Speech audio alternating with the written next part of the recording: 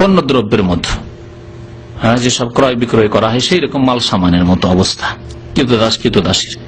বলে আফালাওতি কাতালি, এত বড় অন্যায় যখন করে ফেলেছি তাহলে এর কাফারা হিসাবে আমি তাকে স্বাধীন করে দেবো, আজাদ করে দেবো। কালা ইতিনি বিহা, তার আগে আমার কাছে নিয়ে আসো, ওই মেয়েটিকে, বালিকাকে আমার কাছে নিয়ে আসো।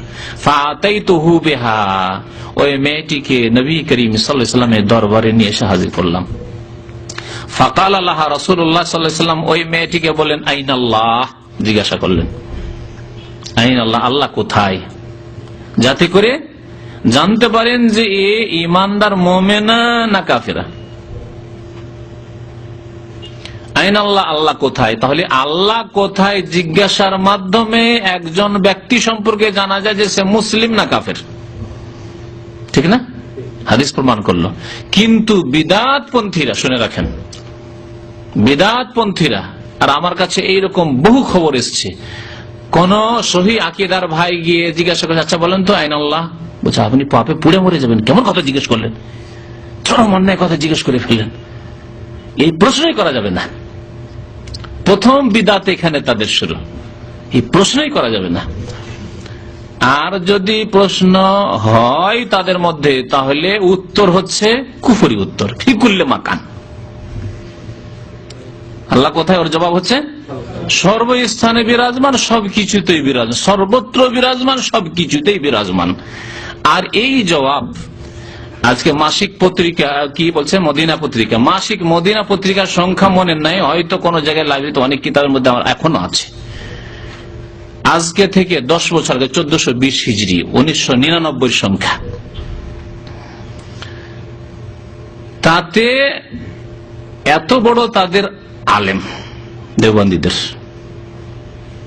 মহিউদ্দিন খান নিজে লিখছে প্রশ্ন উত্তরে যে আল্লাহ সর্বত্র বিরাজমান, সবকিছুতেই বিরাজমান, তার কথাই ঠিক।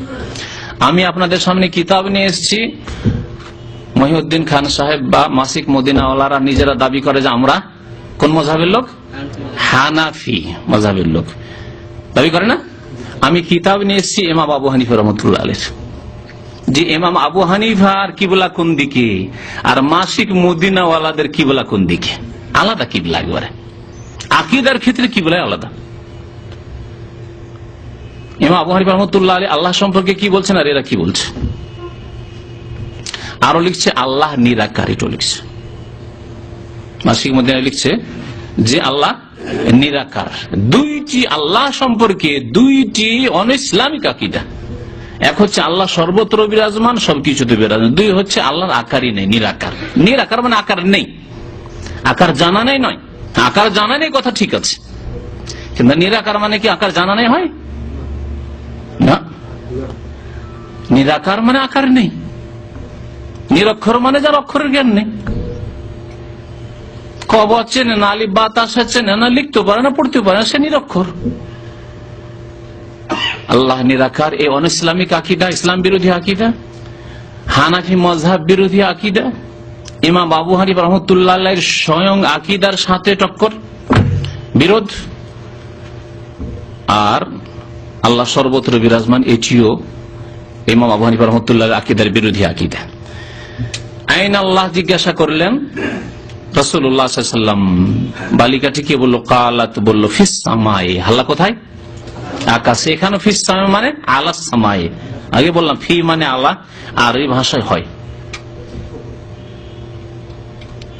আপনি বাড়ির ছাদের উপর আছেন আর টেলিফোন কে উঠছে, কোথায় আছেন ভাই, বলছে বাড়িতে আছি। বাড়িতে মানে তো ফিল বাইত, আলাল বাইত তো হয় না, কিন্তু ছাদের উপর আছেন, কথা ঠিক না ভুল? ঠিক, কারণ বাড়িতে আছেন আপনি।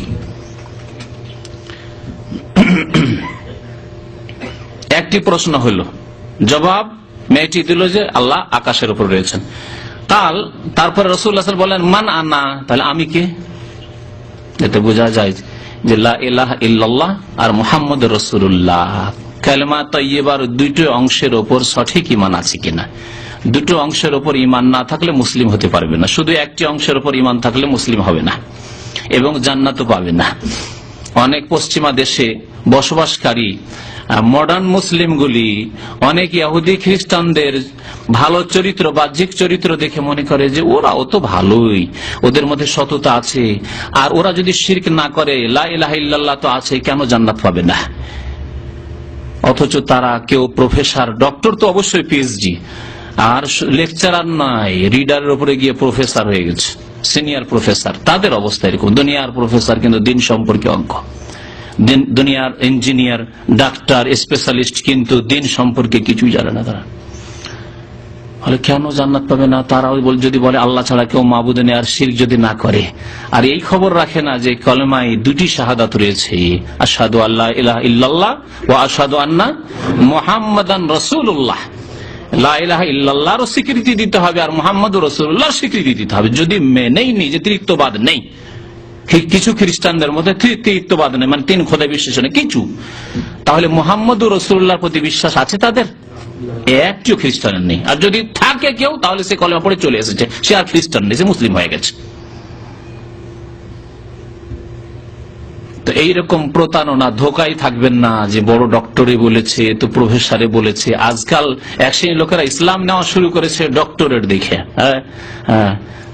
জেনারেল শিক্ষিত, ওদের কাছ থেকে ইসলাম নেবে, তো এইভাবে গুমরা হবে যারা কোরআন সুন্নাহ সম্পর্কে সঠিক জ্ঞান রাখে না, আর বাহ্যিক কিছু দেখে, ভালো আচরণ দেখে ধোকা খেয়ে যায়। নবী সাল্লাল্লাহু আলাইহি ওয়াসাল্লাম জিজ্ঞাসা করেন, মানা আনা, আমি কে?